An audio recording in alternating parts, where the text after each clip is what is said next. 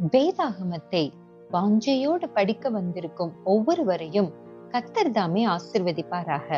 யாத்ராகமம் 29ஆம் அதிகாரத்தில் ஆசாரியர்களை பிரதிஷ்டை பண்ணுதல் பற்றி கொடுக்கப்பட்டுள்ளது. வசனம் 1 முதல் 37 வரை ஆசரிப்பு கூடார ஆசாரியர்களை எவ்வாறு பிரதிஷ்டை செய்து பணி ஏற்க செய்ய வேண்டும் என்பது பற்றியும், 38 முதல் 46 வசனங்களில் ஆசாரியர்கள் செய்ய வேண்டிய அன்றாட பலி பற்றியும் கொடுக்கப்பட்டுள்ளது. ஆண்டவர் மோசேயிடம் ஆரோனையும் அவரது குமாரரையும் ஆசாரிய பணிக்கு பிரதிஷ்டை செய்வதற்குரிய காரியங்களாக முதலில் ஒரு காளையையும் பழுதற்ற 2 ஆட்டுக்கடாக்களையும் தெரிந்து கொள்வாயாக. புளிப்பில்லா அப்பத்தையும் எண்ணெயிலே பிசைந்த புளிப்பில்லா அதிரசங்களையும் எண்ணெய் பூசப்பட்ட புளிப்பில்லா அடைகளையும் கோதுமையின் மெல்லிய மாவினால் பண்ணி அவைகளை ஒரு கூடையிலே வைத்து கூடையோடே அவைகளையும் காளையையும் 2 ஆட்டுக்கடாக்களையும் கொண்டு வர வேண்டும். பின் ஆரோனையும் அவன் குமாரரையும் ஆசரிப்பு கூடாரத்தின் வாசல் முன்பாக சேர பண்ணி அவர்களை தண்ணீரினால் கழுவி ஆசாரிய வஸ்திரங்களை உடுத்தி தலையிலே பாகையையும் பரிசுத்த கிரீடத்தை பாகையின் மேல் தரித்து அபிஷேக தைலத்தையும் எடுத்து அவன் தலையின் மேல் வார்த்து அவனை அபிஷேகம் செய்வாயாக. குமாரர்களுக்கும் அங்கிகளையும் இடைக்கச்சைகளையும் குல்லாக்களையும் தரித்து ஆரோனையும் அவன் குமாரனையும் பிரதிஷ்டை பண்ணுவாயாக. பாவ நிவாரண பலி என்னவென்றால், ஆசரிப்பு கூடாரத்துக்கு முன்பாக காளையை கொண்டு வந்து ஆரோனும் அவன் குமாரரும் தங்கள் கைகளை அதன் தலையின் மேல் வைக்க கடவர்கள். பின்பு மோசே அந்த காளையை ஆசரிப்பு கூடாரத்து வாசல் அண்டையிலே கர்த்தருடைய சன்னிதானத்தில் அடித்து அதன் இரத்தத்தில் கொஞ்சம் எடுத்து விரலினால் பலிபீடத்தின் கொம்புகள் மேல் இட்டு மற்ற இரத்தம் முழுவதையும் பலிபீடத்தின் அடியே ஊற்ற வேண்டும்.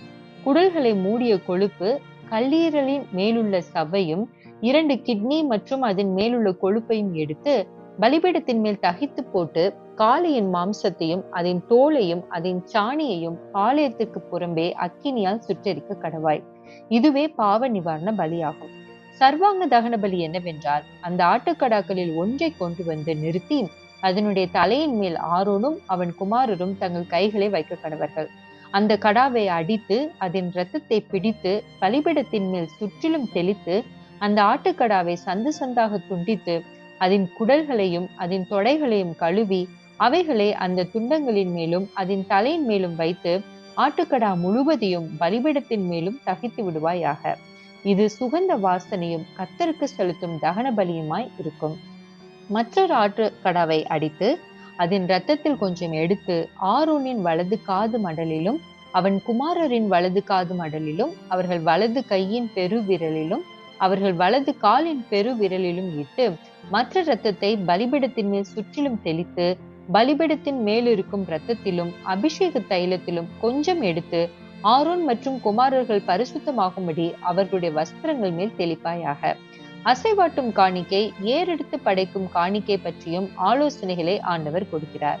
அந்த ஆட்டுக்கடாவின் மாம்சத்தையும் கூடையில் இருக்கிற அப்பத்தையும் ஆரோனும் அவன் குமாரரும் ஆசரிப்பு கூடாரத்தின் வாசலிலே புசிக்க கடவர்கள். அந்நியனோ அவைகளை புசிக்கலாகாது. அந்த பிரதிஷ்டையின் மாம்சத்திலும் அப்பத்திலும் ஏதாகிலும் விடியற்காலம் மட்டும் மீந்திருந்ததானால் அதை அக்கினியால் சுட்டெரிப்பாயாக. அது புசிக்கப்படலாகாது. அது பரிசுத்தமானது. 7 நாளளவும் பலிபீடத்திற்காக பிராயச்சித்தம் செய்து அதை பரிசுத்தமாக்க கடவாய். பலிபீடத்தை தொடுகிறதெல்லாம் பரிசுத்தமாகும். 38 முதல் 46 வசனங்களில் ஒவ்வொரு நாளும் 1 வயதான ஒரு ஆட்டுக்குட்டியை காலையிலும் மாலையிலும் பலியிடுவாயாக. அதனுடைய ஒரு மரக்காலிலே 10 1 பங்கானதும் இடித்து பிழிந்த கார்படி எண்ணெயிலே பிசைந்ததும் ஆகிய மெல்லிய மாவையும் பானபலியாக கால்படி திராட்சை ரசத்தையும் ஒரு ஆட்டுக்குட்டியுடனே படைப்பாயாக. ஆசரிப்பு கூடாரத்தில் இந்த பலிகளை ஆசாரியர்கள் செலுத்தி அதை பரிசுத்தம் பண்ண வேண்டும். அங்கே ஆண்டவர் இஸ்ரவேல் ஜனங்களை சந்திப்பார். இந்த அதிகாரத்தில் 3 பாடங்களை படிக்கின்றோம். முதலாவது, இந்த அதிகாரத்தில் இந்த பலிமுறைகள் யாருக்கு, எப்படி, எதற்காக செய்ய வேண்டும் என்பதை குறித்து படித்தோம். ஆசாரியர்களை பரிசுத்தம் பண்ண பழுதற்ற ஒரு இளங்காலையும் 2 ஆட்டுக்கடாக்களும் அடிக்கப்படுகின்றன. ஆம், நாம் பரிசுத்தம் அடைய இரத்தம் சிந்தப்பட வேண்டும். பாவ உலகில் நம்மை பிரித்தெடுத்து பரிசுத்தமுள்ள வாழ்க்கை வாழ கிறிஸ்து இரத்தம் சிந்தினார். அவரே நம் பலி ஆவார். இரண்டாவதாக, தண்ணீரினால் சுத்திகரித்து விட்டு இந்த பலிமுறைகளை செலுத்துகின்றனர். பரிசுத்தமுள்ள தேவனை நாம் அணுகுவதற்கு நம் பாவங்கள் சுத்திகரிக்கப்படுவது மிகவும் அவசியமாகும். நாம் நம்மை தாழ்த்தி பாவங்களை அறிக்கை செய்து விட்டுவிடும் போது கிறிஸ்துவின் இரத்தத்தால் சுத்திகரிக்கப்பட்டு அவரது நீதி என்னும் ஆடையினால் போர்த்தப்பட்டு தேவனிடம் சேரும் ஸ்லாக்கியத்தை பெறுகிறோம். மூன்றாவது, காலையிலும் மாலையிலும் ஆசாரியர்கள் பலி செலுத்தியது போல நாமும் காலையிலும் மாலையிலும் தேவனை தேடி பாவ அறிக்கை செய்து அவர் வழிகளை கற்றுக்கொள்வோம். தேவனிடம் நெருங்கி சேர்வதே நம் சரீர மன பலத்தின் ஆதாரமாகும். ஆமீன்.